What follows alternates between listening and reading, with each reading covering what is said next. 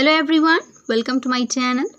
आज के इस वीडियो में हम सीखने वाले हैं कुछ इंटरेस्टिंग सेंटेंसेस के बारे में जिनका यूज़ आप अपनी डेली लाइफ में ज़रूर करते होंगे।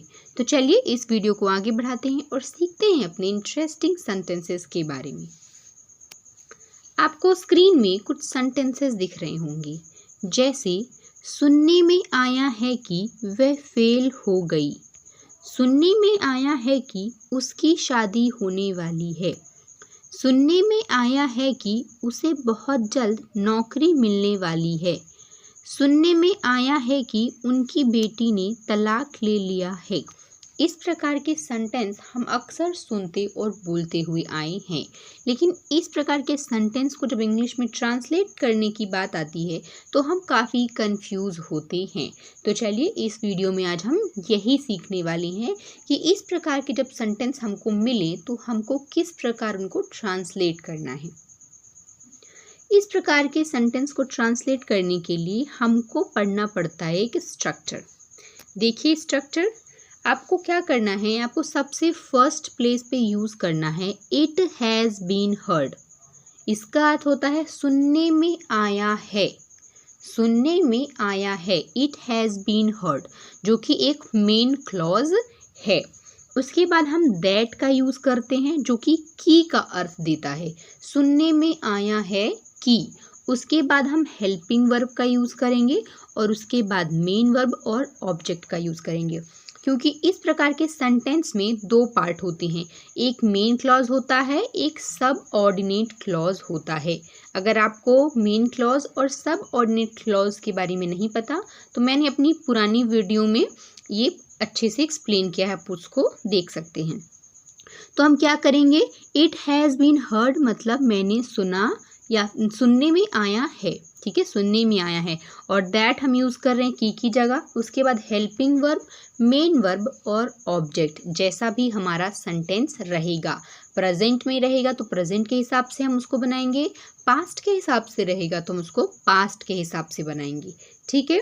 चलिए आप कुछ एग्जाम्पल्स देखते हैं जिनमें आपको काफ़ी अच्छे से समझ में आएगा और आपकी सारी कन्फ्यूज़न दूर हो जाएगी। देखिए यहाँ पे मैंने दो एग्जाम्पल्स लिए हैं, आप समझने की कोशिश करिए। सुनने में आया है कि उनकी बेटी ने तलाक ले लिया है। इस प्रकार के सेंटेंस हम सुनते और बोलते हैं। तो हम क्या करेंगे, सुनने में आया है, इट हैज़ बीन हर्ड, ये हमारा मेन क्लॉज है, सुनने में आया है, इट हैज़ बीन हर्ड, और ये है हमारा सब ऑर्डिनेट क्लॉज, ठीक है, जो कि सुनने में आया है, मेन क्लॉज के ऊपर निर्भर है। That his daughter has taken divorce, सुनने में आया है, इट हैज़ बीन हर्ड, ये प्रेजेंट परफेक्ट टेंस का हमारा एग्जाम्पल है।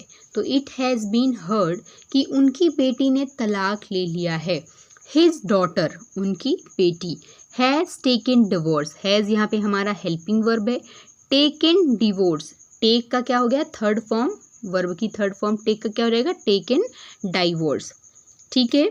तो इट हैज़ बीन हर्ड, सुनने में आया है, दैट कि हिज डॉटर जो कि सब्जेक्ट है, has helping verb, taken verb की थर्ड फॉर्म मतलब लिया है क्या, डाइवोर्स। सुनने में आया है कि उनकी बेटी ने तलाक ले लिया है, it has been heard that his daughter has taken divorce. I hope आपको ये सेंटेंस काफ़ी अच्छे से समझ में आया होगा। अगर आपको इतना समझ में आ गया है तो आप बाकी सेंटेंसेस भी काफ़ी आसानी से बना सकते हैं।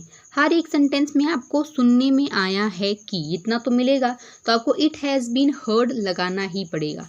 उसके बाद आपको देखना है जो दूसरा पार्ट है सेंटेंस का, कि वो प्रेजेंट में है, पास्ट में है, फ्यूचर में है, क्या है। उस हिसाब से आपको हेल्पिंग वर्ब और मेन वर्ब का चुनाव करना है। अगला एग्जाम्पल देखिए, सुनने में आया है कि वे फेल हो गई। अब सुनने में आया है कि, इसमें हम क्या कहेंगे, इट हैज़ बीन हर्ड, वह फेल हो गई, ये हमारा सिंपल पास्ट टेंस है, या फिर बोल सकते हैं पास्ट परफेक्ट टेंस है, ठीक है। वह फेल हो गई, ठीक है, ये क्या है, पास्ट परफेक्ट टेंस। तो सुनने में आया है कि वह फेल हो गई, it has been heard that she has failed, she हमारा सब्जेक्ट है, हैज़ हमारा हेल्पिंग वर्ब है क्योंकि शी हमारा सिंगुलर सब्जेक्ट है, और फेल्ड हमारा फेल का थर्ड फॉर्म है। ठीक है, it has been heard that she has failed, सुनने में आया है कि वह फेल हो गई। ओके, अगला एग्जाम्पल देखिए, सुनने में आया है कि उसकी शादी होने वाली है। सबसे ज़्यादा जो हम सुनते हैं अपने आसपास, ठीक है, कि सुनने में आया है कि उनकी बेटी की शादी होने वाली है, सुनने में आया है कि उनके बेटे की शादी होने वाली है, लेकिन सुनने में कहाँ से आया है वो कोई बात नहीं करता। ठीक है, तो सुनने में आया है कि उनकी बेटी की शादी होने वाली है, इसकी इंग्लिश क्या है? It has been heard. सुनने में आया है कि उसकी शादी होने वाली है, ये हमारा क्या बात कर रहा है? नियर फ्यूचर, मतलब जो काम होने वाला है। तो क्या कहेंगे? That she is getting married. Getting married मतलब कि शादी होने वाली है। ठीक है, अभी हो नहीं रही है, होने वाली है। ठीक है, सुनने में आया है कि उसकी शादी होने वाली है। It has been heard that she is getting married. अगला एग्जाम्पल देखिए, सुनने में आया है कि उसे बहुत जल्द नौकरी मिलने वाली है। ठीक है, मतलब नियर फ्यूचर की बात हो रही है यहाँ पे। ठीक है, it has been heard that she is going to get a job very soon. Going to, जो हमारे यहाँ पे गोइंग टू है वो नियर फ्यूचर की बात कर रहा है। ठीक है, हम यहाँ पे विल का भी यूज कर सकते हैं और गोइंग टू का भी। ठीक है, या फिर हाँ ठीक है, it has been heard that she is going to get a job very soon. सुनने में आया है कि उसे बहुत जल्द नौकरी मिलने वाली है। Okay,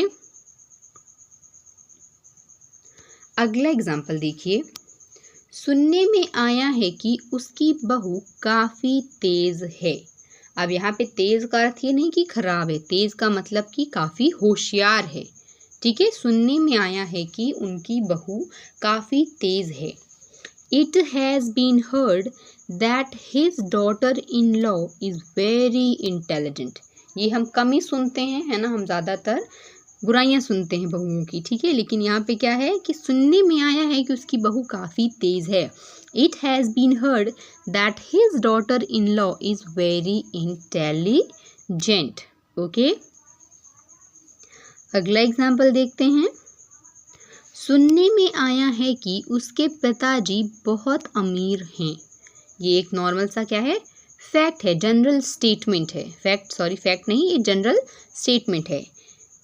it has been heard, सुनने में आया है, that her father is very rich. सुनने में आया है कि उसके पिताजी बहुत अमीर हैं। It has been heard that her father is very rich. ठीक है, तो जब भी आपको इस प्रकार के सेंटेंस मिले जिसमें आपको ऐसे बोलना है, सुनने में आया है कि वह पढ़ने में बहुत तेज है, सुनने में आया है कि उसकी शादी होने वाली है, सुनने में आया है कि उसकी जॉब लगने वाली है, तो इस प्रकार के सेंटेंस हम अक्सर अपनी डेली लाइफ में बहुत ज़्यादा बोलते हैं। तो इस प्रकार के सेंटेंस को इंग्लिश में ट्रांसलेट करने की मैंने आपको ट्रिक बता दी। ठीक है, कि आपको क्या करना है। तो अब आप बिना सोचे समझे इस ट्रिक का यूज़ करके ऐसे इंग्लिश बोल सकते हैं। आपको करना क्या है, यहाँ पे देखिए मैंने आपको 2 सेंटेंस दिए हैं। वो क्या है? सुनने में आया है कि वह दूसरे शहर जाने वाली है। ठीक है, सुनने में आया है कि उसकी शादी टूट गई। तो सुनने में आया है कि, इसकी इंग्लिश आपको पता है, इट हैज़ बीन हर्ड, वह दूसरे शहर जाने वाली है या फिर उसकी शादी टूट गई है। ये एक अलग पार्ट है सेंटेंस का। तो इन दोनों को आप क्या करेंगे, इंग्लिश में ट्रांसलेट करेंगे और कमेंट सेक्शन में मुझे कमेंट करके बताएंगे। Okay, so if you like the video, do like, share and subscribe to the channel. Thanks for watching.